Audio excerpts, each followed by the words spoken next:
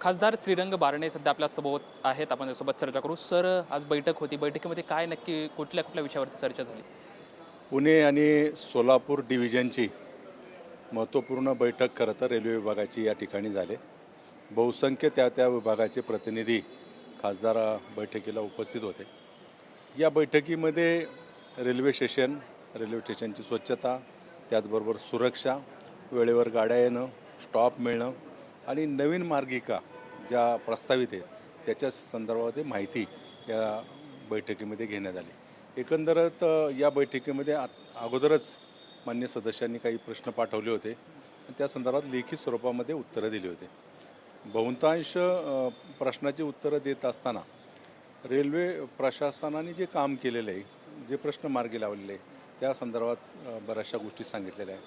परंतु अंडरपास असेल, ओव्हरब्रिज असेल किंवा ज्या कामाला गती मिळत नाही त्या कामाच्या गतीच्या बाबतीमध्ये सूचना दिलेल्या आहे.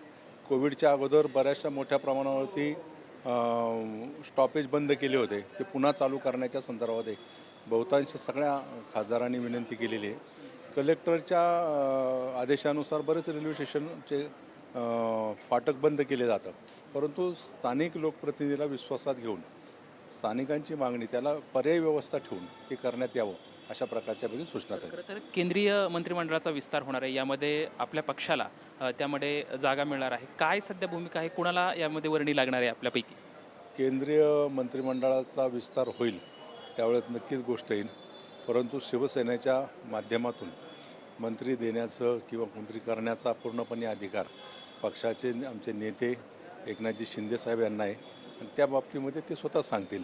त्यामुळं आता त्याच्यात काही गडबडीत काही सांगणं बरोबर आहे. सर, पण जुन्नर या ठिकाणी एक अत्यंत दुर्दैवी घटना घडली आहे. 11 वर्षाच्या मुलीवरती बलात्कार आणि त्यानंतर तिचा खून झालेला आहे. असे प्रकार छत्रपती शिवाजी महाराजांच्या भूमीत घडत आहेत. बघा, सातत्यानं देशभर राज्यभर अशा घटना घडतात की बालिकेवरती अत्याचार असेल, या प्रकारच्या घटना सातत्यानं उघडपणे होतात.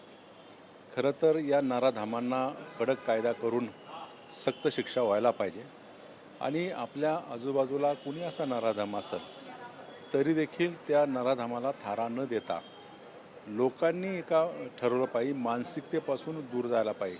मोठ्या प्रमाणावरती गुन्हेगारी वाढती, मानसिकता या गुन्हेगाराची अशा हद्दभर. खरं तर लहान लहान ज्या कवळ्या वयामध्ये त्या मुलांवर संस्कार करायचे, त्या मुलांकडे पाहायचं, त्याच्यावर अत्याचार होतात, ही मनाला हेलकावणारी किंवा दुर्दैवी घटना आहे. परंतु या घटनेवरती सक्त कारवाई पोलीस खात्यानं केली पाहिजे. जो आरोपी आहे त्या आरोपीला सोडलं नाही पाहिजे. अशी काही कारवाई झाल्यानंतर इतरांना धाडस करतं अशा कृत्य करण्याचं झालं नाही पाहिजे. तर चाकणमधल्या खड्ड्यांचा सुद्धा प्रश्न खूप मोठा प्रॉब्लेम आहे. उदयजी सामंत सुद्धा या ठिकाणी येऊन भेट दिलेली आहे. आपली काय भूमिका आहे याची? बघा, यावर्षी मोठ्या संख्येने पाऊस झाला आणि चाकणसारख्या इंडस्ट्रीजमधले रस्ते करण्याच्या संदर्भामध्ये PMRD, PWD, औद्योगिक विभाग या दोन्ही यांनी लक्ष द्यायला पाहिजे. सुविधा देणं हे ज्यांचं ज्या यंत्रणेचं काम आहे त्या अधिकाऱ्यांनी वेळेमध्ये खरं तर ही कामं करायला पाहिजे. पाऊस येण्याच्या पूर्वी स्ट्रॉंग वॉटरची व्यवस्था, रस्ते नीट करणं, ह्या गोष्टी केल्या नाहीमुळं अधिकाऱ्याच्या निष्क्रियतेमुळं खरं तर सरकारवरती ताशेरे ओढले जातात, त्या विभागाच्या ताशेरे ओढले जातात. माझी तर आपल्याकडून मागणी अशा 4-5 अधिकाऱ्यावरती कारवाई केली पाहिजे की ज्यांच्यामुळं खरं तर ह्या सगळ्या गोष्टी होत्या. निष्कृत दर्जाचं काम असेल, खड्डे वेळेत भरले नसेल, पावसाळ्यापूर्वी रस्ते नीट केले नसेल, अशा अधिकाऱ्यावरती कारवाई झाली पाहिजे.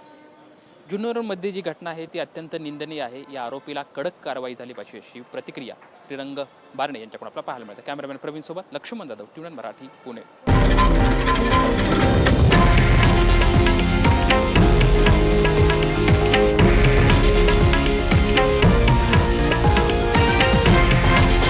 हे आहे देशातील नंबर 1 न्यूज नेटवर्क आणि आपण पाहत आहात TV9 मराठी, एकमेव.